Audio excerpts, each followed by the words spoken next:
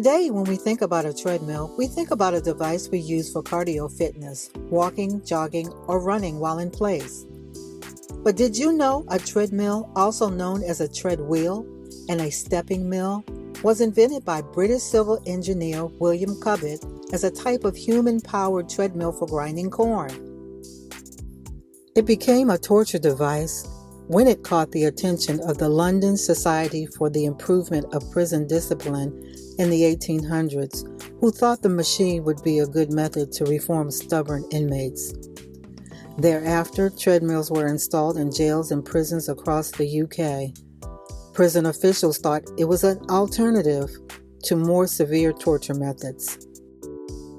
The treadmill was initially built with steps set into a wooden wheel. Later in its development, it was set in cast iron. Some treadmills, or treadwheels, had paddles that were long, slanted steps running the length of the wheel at intervals of 7 to 12 inches and was supported in a freestanding frame and geared to a millstone. Other treadwheel paddles resembled a stern wheel steamboat paddle, 5 to 6 inches in diameter. Prisoners mounted the steps and steadied themselves at the handrail while treading. Prisoners spent shifts on treadmills that ran ventilating fans that helped remove putrid air and collected moisture from prison cells. Some treadmills pumped sewage out of prisons and pumped in clean water. Other tasks performed by treadmills were grinding grain, beating hemp, cutting cork, crushing beans, and breaking rocks. Male and female prisoners and enslaved people were often seen powering treadmills in groups, with up to 24 working a single machine, sometimes as long as 10 hours at a stretch. Cubitt's prison treadmill was adopted in American jails and prisons around 1822. The most documented treadmills in American prisons were in New York City, Philadelphia, Connecticut, and Charleston, South Carolina. Treadmills in South Carolina's prisons were predominantly used for punishing disobedient enslaved people and runaways. For example, in the workhouse, also known as the sugar house, a slave torture chamber, enslaved people were chained to a bar and required to continuously step up or dance the treadmill while they held on to a bar over their heads. It's reported that they were forced to tread for up to 10 hours a day.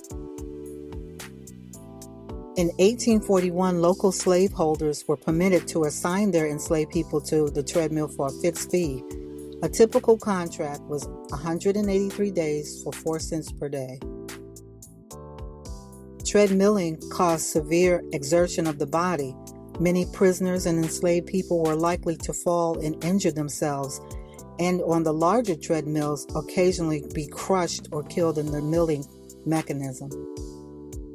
Prison guards were standing by to whip prisoners and enslaved people who stopped treading. Treading was thought to be so barbaric that a guard in New York City's prison, James Hardy, wrote a book about the device.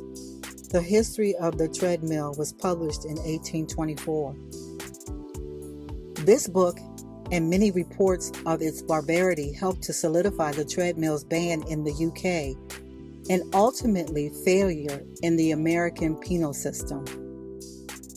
Following the treadmill's disappearance in prisons, it resurfaced in America around the 1920s when people started to use treadmills solely for exercise. But it wasn't until the 1960s that the first commercial treadmill running machine appeared as a recommendation for cardio health. By then, machines were motorized with a frame attached to a moving yoga-type rubber mat.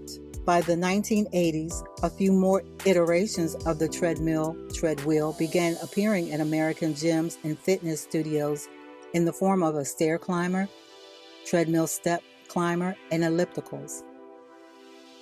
Treadmills currently account for almost 40%, while treadmill steppers and other iterations like ellipticals account for about 20% of gym equipment in the U.S.